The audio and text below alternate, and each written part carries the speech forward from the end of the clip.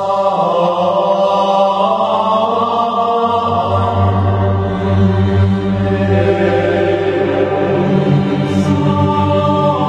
Friends, ಇವತ್ತಿನ ಅದ್ಭುತ ವಿಡಿಯೋಗೆ ನಿಮ್ಮೆಲ್ಲರಿಗೂ ಆತ್ಮೀಯ ಸ್ವಾಗತ. ಫ್ರೆಂಡ್ಸ್, ಒಬ್ಬ ಸುಂದರ ಯುವತಿ ಆಕೆಯನ್ನು ಒಮ್ಮೆ ನೋಡಿದ ಯಾರೇ ಆಗಲಿ ಮನಸೋತು ಬಿಡುತ್ತಿದ್ದರು.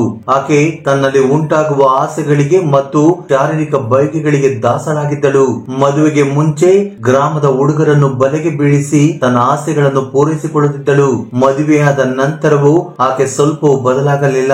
ಗಂಡನಿಂದ ತೃಪ್ತಿ ಸಿಗದಿದ್ದಾಗ ಮಾವನ ಮೇಲೆ ಕಣ್ಣು ಹಾಕಿದಳು. ಪರಮಾನಂದ್ ಕೂಡ ಸೊಸೆಯ ಸೌಂದರ್ಯವನ್ನು ನೋಡಿ ಆಕೆಯ ಮೇಲೆ ಕೆಟ್ಟ ಆಲೋಚನೆಗಳನ್ನು ಬೆಳೆಸಿಕೊಂಡನು. ಪರಮಾನಂದ್ ಯಾವಾಗಲೂ ತನ್ನ ಸೊಸೆಯನ್ನು ವಿಚಿತ್ರ ದೃಷ್ಟಿಯಿಂದ ನೋಡುತ್ತಿದ್ದನು. ಹೀಗಿರುವಾಗ ಒಂದು ದಿನ ಆಕೆಯ ಗಂಡ ಮನೋಜ್ ಉದ್ಯೋಗಕ್ಕಾಗಿ ಉಧಮ್ ಸಿಂಗ್ ನಗರಕ್ಕೆ ಹೋದನು. ಇದೇ ಅವರಿಗೆ ಒಂದು ಅವಕಾಶವಾಗಿ ಪರಿಣಮಿಸಿತು. ಪರಮಾನಂದ್ ತನ್ನ ಸೊಸೆಯನ್ನು ಏನಾದರೊಂದು ನೆಪ ಹೇಳಿ ಕರೆಯುತ್ತಿದ್ದನು. ಆ ವಸ್ತುವನ್ನು ತೆಗೆದುಕೊಳ್ಳುವ ನೆಪದಲ್ಲಿ ಆಕೆಯನ್ನು ಮುಟ್ಟಲು ಪ್ರಯತ್ನಿಸುತ್ತಿದ್ದನು. ಅವನ ನಡವಳಿಕೆಯಿಂದ ಗೀತೆಗೆ ತನ್ನ ಮಾವನ ಉದ್ದೇಶ ಏನೆಂದು ಅರ್ಥವಾಯಿತು. ಮೊದಲಿನಿಂದಲೂ ಮಾವನ ಮೇಲೆ ಕಣ್ಣಿಟ್ಟಿದ್ದ ಗೀತಾ ಅವನ ಉದ್ದೇಶ ತಿಳಿದ ನಂತರ ತನ್ನನ್ನು ತಾನು ನಿಯಂತ್ರಿಸಲಾಗಲಿಲ್ಲ. ಸಂಬಂಧಗಳನ್ನು ಮರೆತು ಸ್ವಂತ ಮಾವನೊಂದಿಗೆ ಅಕ್ರಮ ಸಂಬಂಧವನ್ನು ಬೆಳೆಸಿಕೊಂಡಳು. ಈ ವಿಷಯ ಯಾರಿಗೂ ತಿಳಿಯುವುದಿಲ್ಲ ಎಂದು ಅವರು ಭಾವಿಸಿದ್ದರು. ಆದರೆ ಪರಮಾನಂದನ ಹೆಂಡತಿ ತನ್ನ ಗಂಡ ಮತ್ತು ಸೊಸೆಯನ್ನು ಮನೆಯಲ್ಲಿ ನೋಡಬಾರದ ಸ್ಥಿತಿಯಲ್ಲಿ ನೋಡಿದಳು. ಆ ನಂತರ ನಡೆದದ್ದನ್ನು ಕೇಳಿದರೆ ನೀವು ಬೆಚ್ಚಿ ಬೀಳುತ್ತೀರಾ. ಫ್ರೆಂಡ್ಸ್, ನಾನು ಹೇಳುತ್ತಿರುವುದು ಕಟ್ಟು ಕಥೆಯಲ್ಲ, ಇದೊಂದು ನೈಜ ಘಟನೆ. ಈ ಕಥೆಯನ್ನು ಪೂರ್ತಿಯಾಗಿ ಕೇಳಿದರೆ ಇದರಲ್ಲಿ ನಮಗೆ ಅನೇಕ ವಿಷಯಗಳು ತಿಳಿಯುತ್ತವೆ. ಅದಕ್ಕಿಂತ ಮೊದಲು ಈ ವಿಡಿಯೋ ಒಂದು ಲೈಕ್ ನೀಡಿ ನಮ್ಮ ಚಾನೆಲ್ ಅನ್ನು ಸಬ್ಸ್ಕ್ರೈಬ್ ಮಾಡಿಕೊಳ್ಳಿ. ಫ್ರೆಂಡ್ಸ್, ಈ ನೈಜ ಘಟನೆ ಉತ್ತರ ಪ್ರದೇಶದ ಬರೇಲಿ ನಗರದಲ್ಲಿ ನಡೆದಿದೆ. ಬರೇಲಿಯ ನವಾಬ್ಗಂಜ್ ಪೊಲೀಸ್ ಠಾಣಾ ವ್ಯಾಪ್ತಿಯಲ್ಲಿ ಲವಖೇಡ ಎಂಬ ಗ್ರಾಮವಿದೆ. ಈ ಲವಖೇಡ ಗ್ರಾಮಕ್ಕೆ ಸೇರಿದವನೇ ಪರಮಾನಂದ್ ಯಾದವ್. ಪರಮಾನಂದನ ಹೆಂಡತಿಯ ಹೆಸರು ಊರ್ಮಿಳಾ ದೇವಿ. ಪರಮಾನಂದನಿಗೆ ಒಟ್ಟು 5 ಮಕ್ಕಳಿದ್ದರು. ಅವರಲ್ಲಿ 3 ಹೆಣ್ಣು ಮಕ್ಕಳು ಮತ್ತು 2 ಗಂಡು ಮಕ್ಕಳು. ಪರಮಾನಂದ್ ತನ್ನ 3 ಹೆಣ್ಣು ಮಕ್ಕಳಿಗೂ ಈಗಾಗಲೇ ಮದುವೆ ಮಾಡಿದ್ದನು. 2ನೇ ಮಗ ಮನೋಜ್ ಮತ್ತು ಚಿಕ್ಕ ಮಗ ಗಣೇಶ್. ಮನೋಜನ ಹೆಂಡತಿಯೇ ಈ ಗೀತಾ. ಮನೋಜ್ ದೆಹಲಿಯಲ್ಲಿ ವಾಸವಾಗಿದ್ದು ಖಾಸಗಿ ಕಂಪನಿಯೊಂದರಲ್ಲಿ ಕೆಲಸ ಮಾಡುತ್ತಿದ್ದನು. ಒಂದು ದಿನ ಬೆಳಿಗ್ಗೆ ಪರಮಾನಂದನಿಗೆ ಇದ್ದಕ್ಕಿದ್ದಂತೆ ಆರೋಗ್ಯ ಹದಗೆಟ್ಟಿತು. ಗೀತಾ ತನ್ನ ಮಾವನಿಗೆ ಚಿಕಿತ್ಸೆ ಕೊಡಿಸಲು ವೈದ್ಯರ ಬಳಿ ಕರೆದೊಯ್ದಳು. ಆದರೆ ಇಬ್ಬರು ಮನೆಗೆ ಹಿಂತಿರುಗಲಿಲ್ಲ. ಗಣೇಶ್ ತನ್ನ ತಂದೆ ಮತ್ತು ಅತ್ತಿಗೆಗೆ ಫೋನ್ ಮಾಡಿದನು. ಆದರೆ ಇಬ್ಬರ ನಂಬರ್ಗಳು ಸ್ವಿಚ್ ಆಫ್ ಆಗಿದ್ದವು. ಏನಾಯಿತೆಂದು ತಿಳಿಯದೆ ಅವರಿಗಾಗಿ ಎಲ್ಲ ಕಡೆ ಹುಡುಕಾಡಲು ಪ್ರಾರಂಭಿಸಿದನು. ಆದರೆ 2 ವಾರಗಳ ನಂತರವೂ ಅವರಿಬ್ಬರ ಸುಳಿವು ಸಿಗಲಿಲ್ಲ. ಆಗಸ್ಟ್ 11ರಂದು ಗೀತಾ ಇದ್ದಕ್ಕಿದ್ದಂತೆ ತನ್ನ ಅತ್ತೆ ಮನೆಗೆ ಬಂದಳು. ಆದರೆ ಆಕೆಯ ಜೊತೆ ಮಾವ ಪರಮಾನಂದ್ ಇರಲಿಲ್ಲ. ಗಣೇಶ್ ತನ್ನ ಅತ್ತಿಗೆಯನ್ನು ತನ್ನ ತಂದೆ ಪರಮಾನಂದನ ಬಗ್ಗೆ ಕೇಳಿದನು. ಮಾವ ಯಾರು ಸಂಬಂಧಿಕರ ಮನೆಗೆ ಹೋಗಿದ್ದಾರೆ, 1-2 ದಿನಗಳಲ್ಲಿ ಹಿಂತಿರುಗುತ್ತಾರೆ ಎಂದು ಆಕೆ ಹೇಳಿದಳು. ಆ ನಂತರ ಗೀತಾ ತನ್ನ ಅತ್ತೆಯ ಮನೆಯಲ್ಲಿ 2 ದಿನಗಳ ಕಾಲ ಇದ್ದಳು. ಆದರೆ 2 ದಿನಗಳ ನಂತರ ಗೀತಾ ಮತ್ತೆ ಎಲ್ಲೋ ಮಾಯವಾದಳು. ಗಣೇಶ್ ಆಕೆಗೆ ಫೋನ್ ಮಾಡಿದಾಗ ಈ ಬಾರಿ ಫೋನ್ ರಿಂಗ್ ಆಗುತ್ತಿದ್ದರೂ ಯಾರು ಉತ್ತರಿಸಲಿಲ್ಲ. ಇದರಿಂದ ಗಣೇಶನಿಗೆ ಏನೋ ಅನಾಹುತ ನಡೆದಿದೆ ಎಂಬ ಅನುಮಾನ ಬಂತು. ತಕ್ಷಣ ಪೊಲೀಸ್ ಠಾಣೆಗೆ ಹೋಗಿ ತನ್ನ ತಂದೆಯ ಬಗ್ಗೆ ಕಂಪ್ಲೇಂಟ್ ಕೊಟ್ಟನು. ಪೊಲೀಸರು ತನಿಖೆ ಆರಂಭಿಸಿದರು. ಪೊಲೀಸರು ಗಣೇಶ್ನನ್ನು ವಿಚಾರಿಸಿದಾಗ ತನಗೆ ತಿಳಿದಿದ್ದ ಕಥೆಯನ್ನೆಲ್ಲ ಹೇಳಿದನು. ಅಷ್ಟೇ ಅಲ್ಲದೆ ಗೀತಾಳ ಫೋನ್ ನಂಬರ್ ಅನ್ನು ಪೊಲೀಸರಿಗೆ ನೀಡಿದನು. ಪೊಲೀಸರು ಗೀತಾಳ ನಂಬರ್ ಗೆ ಫೋನ್ ಮಾಡಿದಾಗ ರಿಂಗ್ ಆಗುತ್ತಿದ್ದರೂ ಗೀತಾ ಫೋನ್ ಎತ್ತಲಿಲ್ಲ. ಆದರೆ ಪೊಲೀಸರು ಪದೇ ಪದೇ ಆಕೆ ನಂಬರ್ ಗೆ ಫೋನ್ ಮಾಡಲು ಪ್ರಾರಂಭಿಸಿದರು. ಆಗ ಒಂದು ಬಾರಿ ಗೀತಾ ಫೋನ್ ರಿಸೀವ್ ಮಾಡಿದಳು. ಪೊಲೀಸರು ಗೀತಾಳನ್ನು ಪ್ರಶ್ನಿಸಿದಾಗ ತಾನು ಒಂದು ಸಾರಿ ದೆಹಲಿಯಲ್ಲಿ ಇದ್ದೇನೆ, ಮತ್ತೆ ಕೆಲವೊಂದು ಸಾರಿ ಮುಂಬೈಯಲ್ಲಿದ್ದೇನೆ ಎಂದು ಹೇಳುತ್ತಿದ್ದಳು. ಇದರಿಂದ ಪೊಲೀಸರಿಗೆ ಆಕೆಯ ಮೇಲೆ ಅನುಮಾನ ಮೂಡಿತು. ತಕ್ಷಣವೇ ಆಕೆಯ ನಂಬರ್ ನ ಕಾಲ್ ಡೀಟೇಲ್ಸ್ ತೆಗೆಸಿದರು. ಕಾಲ್ ಲಿಸ್ಟ್ ನಲ್ಲಿ ಆಕೆ ತನ್ನ ಸಹೋದರಿ ಲಲಿತಾ ಮತ್ತು ಭಾವ ಪ್ರಮೋದ್ ಅವರೊಂದಿಗೆ ನಿರಂತರವಾಗಿ ಮಾತನಾಡುತ್ತಿರುವುದು ತಿಳಿಯಿತು. ಪೊಲೀಸರು ಅವರಿಬ್ಬರನ್ನು ಪೊಲೀಸ್ ಠಾಣೆಗೆ ಕರೆಸಿ ಗೀತಾಳ ಬಗ್ಗೆ ವಿಚಾರಿಸಿದರು. ಆಗ ಲಲಿತಾ ಭಯಪಟ್ಟು, ಸರ್, ಗೀತಾ ಬರೇಲಿಯಲ್ಲಿ ಒಂದು ಮನೆಯಲ್ಲಿ ಒಬ್ಬಳೇ ವಾಸ ಮಾಡುತ್ತಿದ್ದಾಳೆ ಎಂದು ಹೇಳಿದಳು. ಪೊಲೀಸರಿಗೆ ಗೀತಾಳ ವಿಳಾಸ ತಿಳಿದ ತಕ್ಷಣ ಅವರು ಆಗಸ್ಟ್ 15ರಂದು ಬರೇಲಿಗೆ ಹೋಗಿ ಗೀತಾಳನ್ನು ವಶಕ್ಕೆ ಪಡೆದು ಪೊಲೀಸ್ ಠಾಣೆಗೆ ಕರೆತಂದರು. ನಂತರ ಗೀತಾಳನ್ನು ಆಕೆಯ ಮಾವ ಪರಮಾನಂದನ ಬಗ್ಗೆ ವಿಚಾರಿಸಿದಾಗ ಮೊದಲಿಗೆ ಗೀತಾ ಮಾತು ಬದಲಿಸಲು ಪ್ರಯತ್ನಿಸಿದಳು. ಆದರೆ ಪೊಲೀಸರು ತಮ್ಮದೇ ರೀತಿಯಲ್ಲಿ ವಿಚಾರಿಸಿದಾಗ ಸಂಪೂರ್ಣ ಕಥೆಯನ್ನು ಹೇಳಲು ಪ್ರಾರಂಭಿಸಿದಳು. ಕಾಣಿಯಾಗಿರುವ ತನ್ನ ಮಾವನನ್ನು ತಾನೇ ಹತ್ಯೆ ಮಾಡಿರುವುದಾಗಿ ಗೀತಾ ಒಪ್ಪಿಕೊಂಡಳು. ಅದರ ಹಿಂದಿನ ಕಾರಣವನ್ನು ಕೇಳಿದಾಗ ಪೊಲೀಸರು ಸೇರಿದಂತೆ ಅಲ್ಲಿದ್ದವರೆಲ್ಲರೂ ಕೂಡ ಶಾಕ್ ಆಗಿ ಹೋದರು. ಗೀತಳ ತಂದೆ ಹೆಸರು ಗಂಗಾರಾಮ್. ಅವರು ಬೇಡಿ ಪೊಲೀಸ್ ಠಾಣೆ ವ್ಯಾಪ್ತಿಯ ಫರೀದಾಪುರ್ ಗ್ರಾಮಕ್ಕೆ ಸೇರಿದವರು. ಗಂಗಾರಾಮ್ಗೆ ಒಟ್ಟು 4 ಹೆಣ್ಣು ಮಕ್ಕಳಿದ್ದರು. ಅವರಲ್ಲಿ 2ನೇ ಅವಳೇ ಈ ಗೀತಾ. ಆಕೆ ಎಷ್ಟು ಸುಂದರವಾಗಿದ್ದಳೋ ಅಷ್ಟೇ ಚಾಲಾಕಿಯಾಗಿದ್ದಳು. ಗೀತೆಗೆ ಚಿಕ್ಕಂದಿನಿಂದಲೇ ಹುಡುಗರಿಗೆ ಇರಬೇಕಾದ ಅಭ್ಯಾಸಗಳಿದ್ದವು. ಹುಡುಗರಂತೆ ಡ್ರೆಸ್ ಮಾಡಿಕೊಳ್ಳುವುದು, ಸ್ಟೈಲಿಶ್ ಆಗಿರುವುದು ಆಕೆಗೆ ತುಂಬಾ ಇಷ್ಟವಾಗಿತ್ತು. ಗಂಗಾರಾಮ್ ಮನೆಯಲ್ಲಿ ಮೋಟಾರ್ ಸೈಕಲ್ ಮತ್ತು ಟ್ರ್ಯಾಕ್ಟರ್ ಕೂಡ ಇತ್ತು. ಗೀತೆಗೂ ಸಹ ಬೈಕ್ ಓಡಿಸಲು ಬರುತ್ತಿತ್ತು. ಗೀತಾ ಆಗಾಗ ಬೈಕ್ ತೆಗೆದುಕೊಂಡು ತನ್ನ ಗ್ರಾಮದ ಹುಡುಗರೊಂದಿಗೆ ರೇಸ್ ಹೋಗುತ್ತಿದ್ದಳು. ಗೀತಾ ಯೌವನಕ್ಕೆ ಕಾಲಿಟ್ಟಾಗ ಗ್ರಾಮದ ಅನೇಕ ಹುಡುಗರು ಆಕೆ ಹಿಂದೆ ಬಿದ್ದರು. ಆದರೆ ಗೀತಾ ಅಷ್ಟು ಮುಗ್ಧಳಾಗಿರಲಿಲ್ಲ. ಅನೇಕ ಹುಡುಗರು ಆಕೆಯ ಮೇಲೆ ಕಣ್ಣು ಹಾಕಿದಾಗ ಅವರಲ್ಲಿ ಸುಂದರ ಹುಡುಗರೊಂದಿಗೆ ಸಂತೋಷವಾಗಿ ಕಾಲ ಕಳೆಯುತ್ತಿದ್ದಳು. ಕ್ರಮೇಣ ತನ್ನ ಗ್ರಾಮದ ಅನೇಕ ಹುಡುಗರೊಂದಿಗೆ ಗೀತೆಗೆ ಪ್ರೇಮ ಸಂಬಂಧಗಳು ಶುರುವಾದವು. ಕೊನೆಗೆ ಅವು ಅಕ್ರಮ ಸಂಬಂಧಗಳಾಗಿ ಬದಲಾದವು. ಆದರೆ ಈ ವಿಷಯಗಳು ಹೆಚ್ಚು ಕಾಲ ಗೌಪ್ಯವಾಗಿ ಉಳಿಯಲಿಲ್ಲ. ಈ ಎಲ್ಲ ವಿಷಯಗಳು ಗೀತಳ ತಂದೆ ಗಂಗಾರಾಮ್ಗೆ ತಿಳಿದು ಬಂದವು. ಅವಳ ಚೇಷ್ಟೆಗಳ ಬಗ್ಗೆ ತಿಳಿದ ತಕ್ಷಣ ಗಂಗಾರಾಮ್ ಕೋಪದಿಂದ ಕುದಿಯತೊಡಗಿದರು. ಆದರೂ ಅವನು ತುಂಬಾ ಶಾಂತವಾಗಿ ವರ್ತಿಸಿದನು. ವಾಸ್ತವವಾಗಿ ಗಂಗಾರಾಮ್ ತನ್ನ ಮಗಳನ್ನು ಅರ್ಥ ಮಾಡಿಕೊಳ್ಳಲು ತುಂಬಾ ಪ್ರಯತ್ನಿಸಿದನು. ಆದರೆ ಗೀತಾ ತನ್ನ ತಂದೆ ಮಾತನ್ನು ಕೇಳಲು ಸಿದ್ಧಳಿರಲಿಲ್ಲ. ಗಂಗಾರಾಮ್ ಎಷ್ಟೇ ಹೇಳಿದರೂ ಗೀತಾ ಕೇಳದಿದ್ದಾಗ ಕೊನೆಗೆ ಅವನು ತನ್ನ ಮಗಳಿಗೆ ಆದಷ್ಟು ಬೇಗ ಮದುವೆ ಮಾಡಲು ಹುಡುಗನನ್ನು ಹುಡುಕಲು ಪ್ರಾರಂಭಿಸಿದನು. ಆ ಪ್ರಯತ್ನದಲ್ಲಿಯೇ ಮನೋಜ್ ಅವನಿಗೆ ಇಷ್ಟವಾದನು. ಆಗ ಗಂಗಾರಾಮ್ ತನ್ನ ಮಗಳು ಗೀತಳಿಗೆ ಮನೋಜ್ನೊಂದಿಗೆ ಮದುವೆ ಮಾಡಿದನು. ಸಮಯ ನಿಧಾನವಾಗಿ ಕಳೆಯಿತು. 1 ವರ್ಷದೊಳಗೆ ಗೀತಾಗೆ ಒಂದು ಗಂಡು ಮಗು ಕೂಡ ಹುಟ್ಟಿತು.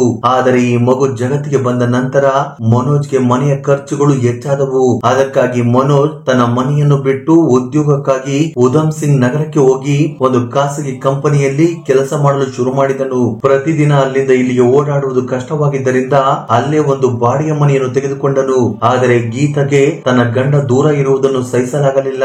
ನಿಜ ಹೇಳ್ಬೇಕು ಅಂದ್ರೆ ಗೀತೆಗೆ ತನ್ನ ಗಂಡನಿಂದ ತೃಪ್ತಿ ಸಿಗದಿದ್ದಾಗ ಅವಳು ಇತರರ ಕಡೆಗೆ ನೋಡಲು ಪ್ರಾರಂಭಿಸಿದಳು. ತನ್ನ ಸ್ವಂತ ಮಾವನೊಂದಿಗೆ ಅಕ್ರಮ ಸಂಬಂಧವನ್ನು ಇಟ್ಟುಕೊಂಡಳು. ಪರಮಾನಂದನ ಹೆಂಡತಿ ತನ್ನ ಗಂಡ ಮತ್ತು ಸೊಸೆಯನ್ನು ಮನೆಯಲ್ಲಿ ನೋಡಬಾರದ ಸ್ಥಿತಿಯಲ್ಲಿ ನೋಡಿದಳು. ಅವರನ್ನು ಹಾಗೆ ನೋಡಿದ ತಕ್ಷಣ ಆಕೆ ತನ್ನ ಸೊಸೆ ಮತ್ತು ಗಂಡನಿಗೆ ಎಚ್ಚರಿಕೆಯನ್ನು ನೀಡಿದಳು.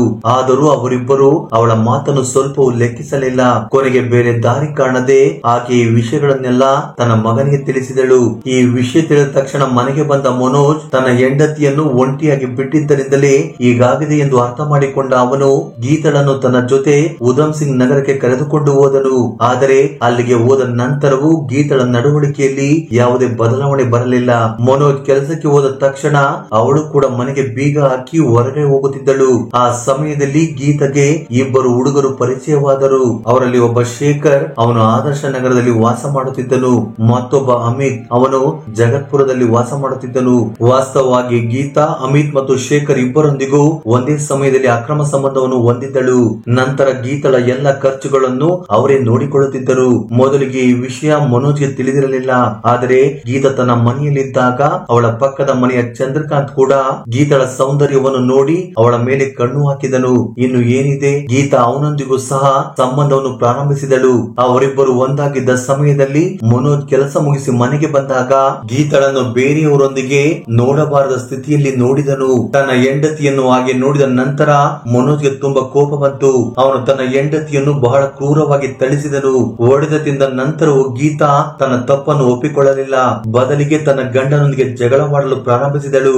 ನಾನು ನಿನಗೆ ಇಷ್ಟವಿಲ್ಲದಿದ್ದರೆ ನನಗೆ ಡೈವರ್ಸ್ ಕೊಡು ಎಂದು ಹೇಳಿದಳು. ಡೈವರ್ಸ್ ಕೇಳಿದ ತಕ್ಷಣ ಮನೋಜ್ಗೆ ತುಂಬಾ ಕೋಪ ಬಂತು.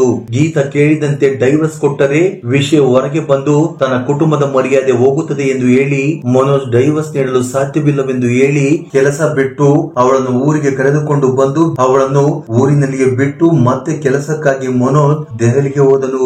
ಗಂಡ ಹಾಗೆ ಹೋದನೋ ಇಲ್ಲವೋ ಗೀತಾ ಮಾತ್ರ ಮತ್ತೆ ಚಂದ್ರಕಾಂತ್ ನನ್ನು ಭೇಟಿಯಾಗಲು ಪ್ರಾರಂಭಿಸಿದಳು. ತನ್ನ ಅತ್ತೆ ಮನೆಯಿಂದ ಬೈಕ್ ತೆಗೆದುಕೊಂಡು ಚಂದ್ರಕಾಂತ್ ನನ್ನು ಭೇಟಿಯಾಗಲು ಬರೇಲಿಗೆ ಹೋಗುತ್ತಿದ್ದಳು.